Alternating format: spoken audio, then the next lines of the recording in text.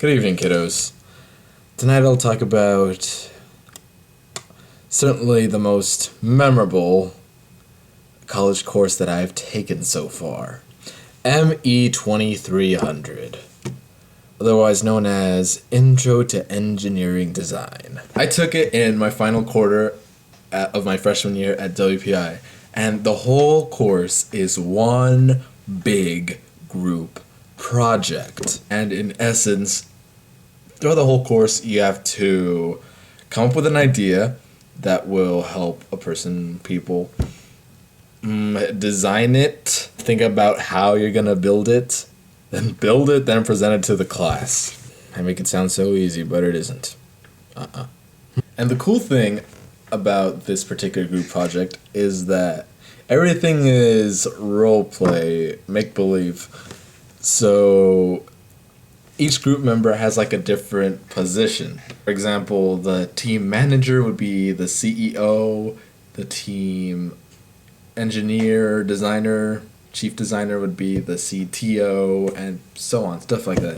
But it was all under the idea that each group was like a company, and we had to present a product to, what do you call it?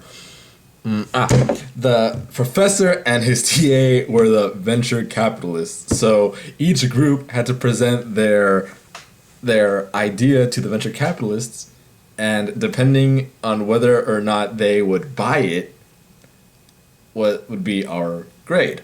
So the first lab of ME2300 is where we would submit our resumes. So we had to submit a mock resume to the professor, as well as present a 3 or so minute oral presentation to the class on the position that you would best be suited for. I've always been a tinkerer, a builder. I've been playing with Legos and Minecraft for as long as I can remember.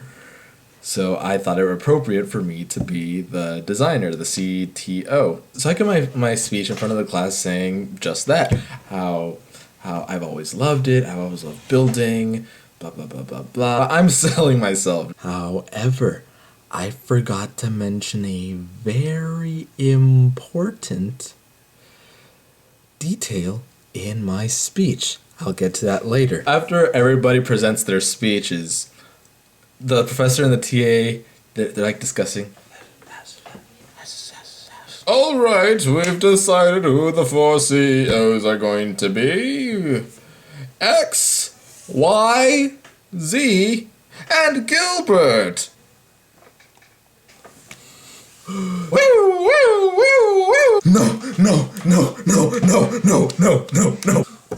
Yeah, I did not expect that at all. Like, in my mind, I was like, no, professor, no, fuck you, I don't want to be CEO. I don't have a problem leading group projects. Hell, back in high school, I was a fucking boss at it. Mostly because nobody really knew what was going on. Here in WPI, though, it's a friggin' nerd school, so everybody is at least as good as you. Well, fuck it, I'll be the CEO. They must have really liked my speech, I guess. So, well, whatever. Fake it till I make it. So the professor then says, alright, well, the 4 CEOs each go to a corner of the class and recruit your team members. So XYZ go to the corners, I go to my corner. But guess fucking what? Nobody goes to my corner because of 2 important reasons. Number 1, nobody wants to work with the freshmen as the team leader. Secondly, at the end of my speech, I asked the class if they had any questions. This girl in the second row raises her hand. I point at her, and she says, do you have any experience? In that exact tone. And that's when I realized, yeah, everybody in the class was saying, leadership experience, project experience. It's the sort of experience that would be beneficial to a project like of this fucking magnitude. And all I could say was, yeah, I've worked in small projects in high school. Right? So yeah, it's fair to say that that little bit hurt me a lot. And also the fact that I'm a freshman, and like I said, nobody wants to take orders from a freshman. So yeah, there I was in my lonely ass corner, and nobody came to me.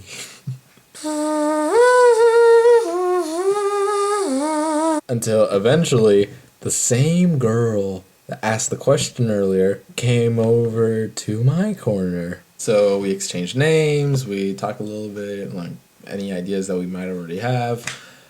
And then this other student comes over to my corner. First thing he says, first thing that comes out of his mouth. No, there's two freshmen on this team. We have little experience.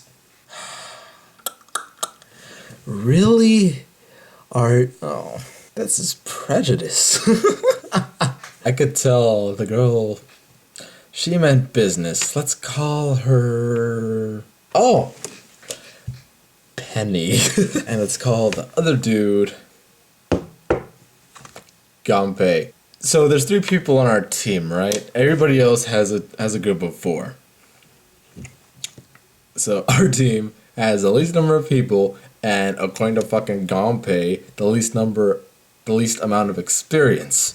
So our team is the underdog of underdogs. So bear in mind, I was the designated CEO. So it was my job to be the sole communicator, messenger between the team and the professor, besides managing the whole team.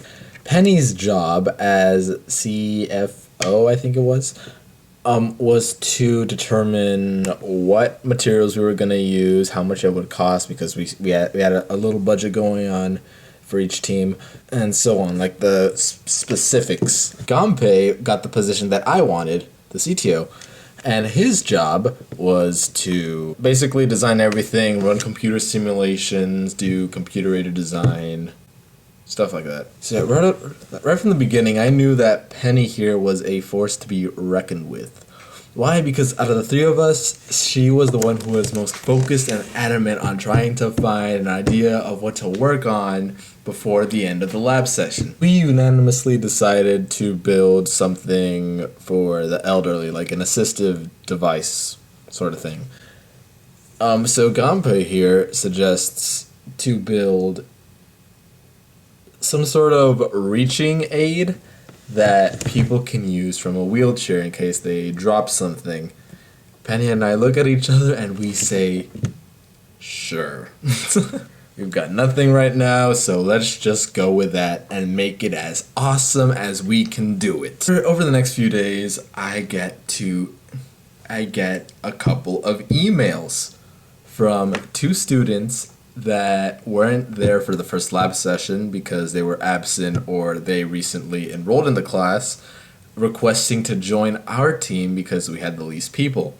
I discussed it with the group, with the professor, everybody agreed, and thus we had a group of 5, making our group the biggest one in the class. So the 2 new members were Yoda and oh, of course. Walter. Walter here decided to be the CIO, the position that we didn't have because we had a group of 3 instead of the average group of 4. And the CIO's main job was to specify on how we would test the project, like where we're gonna do it, how we're gonna do it, surveys, focus groups, stuff like that. Yoda here wanted to be alongside Penny because he considered himself pretty organized in project specifics, especially in dealing with materials and stuff like that. So it was all set. We had the group of 5. We were all good to go. So then comes our first group meeting. We decided to have at least 3 group meetings per week. You remember when your mother said that first impressions mean everything? So me being the CEO that I was, I asked everybody to meet at at the school library at so-and-so time, at so-and-so table. Unfortunately, I decided to take a nap 2 hours beforehand. And yeah, I think you guys can see where this is going. I woke up 30 minutes after the time where I started the meeting, which looked terrible on my part. And guess who got mad at me the most? Penny. And I can totally understand where she's coming from because, like I said, I called it and I wasn't there. Like, if you're gonna say you're gonna do something, I mean, you better fucking do it, right? So Penny here took it upon herself to be the stand-in leader while I was missing.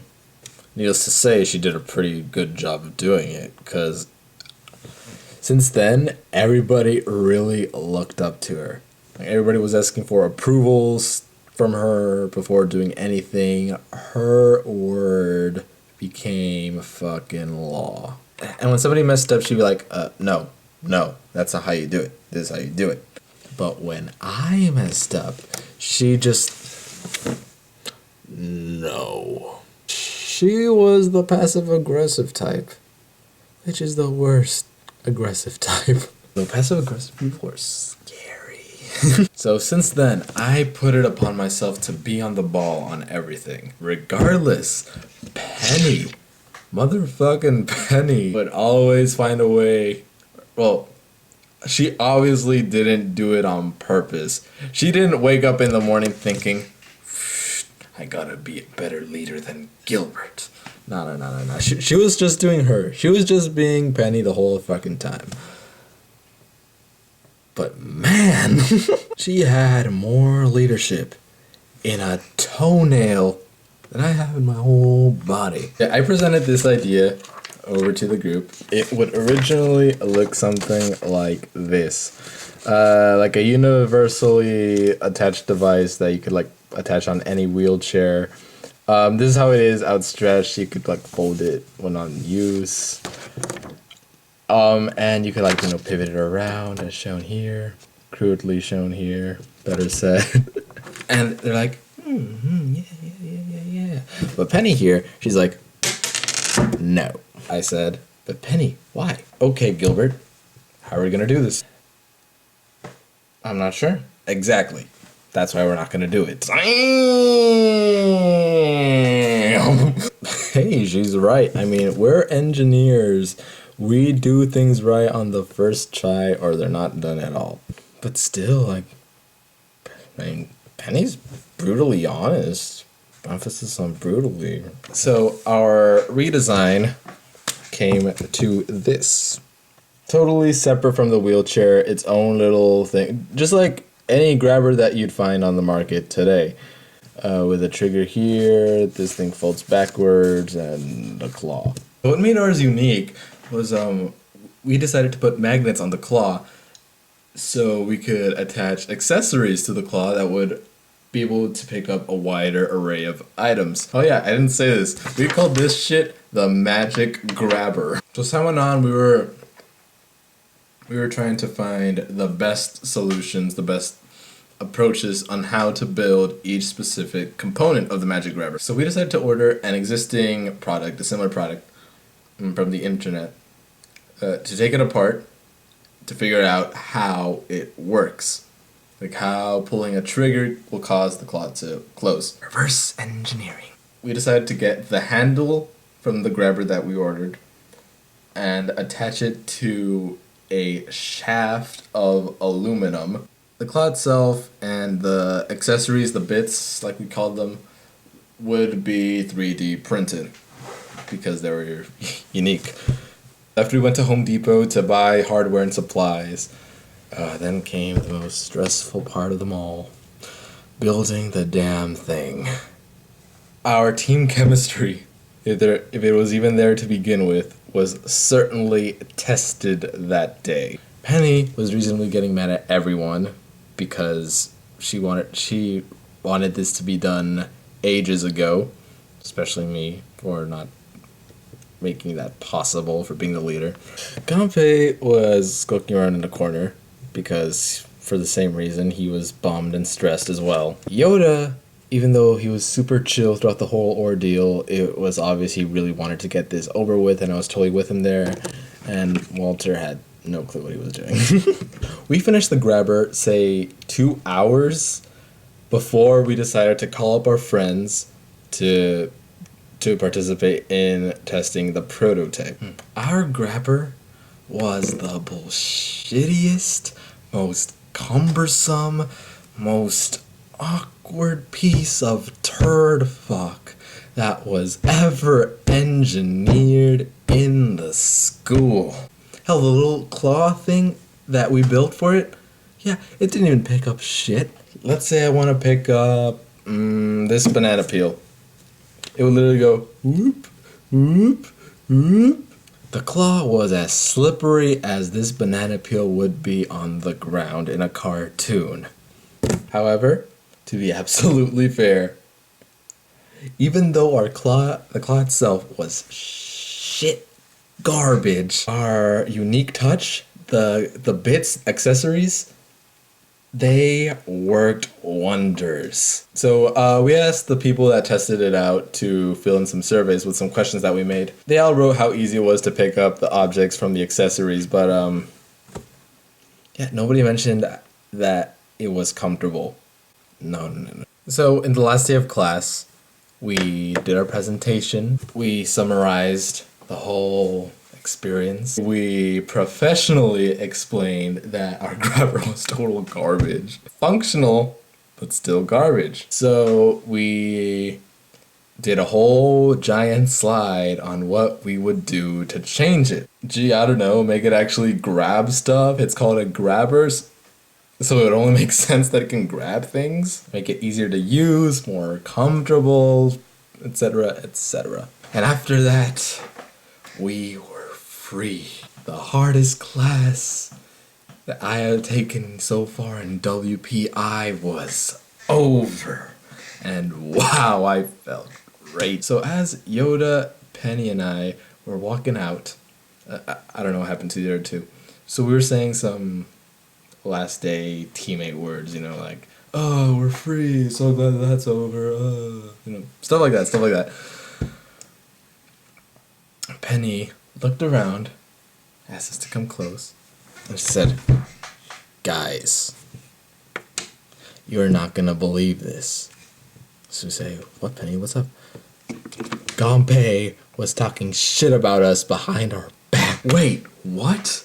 What do you mean, Penny? Apparently, during the prototype testing, Gunpei was telling one of his friends in Chinese that he hated all of us, how he was doing all the work, blah blah blah blah blah.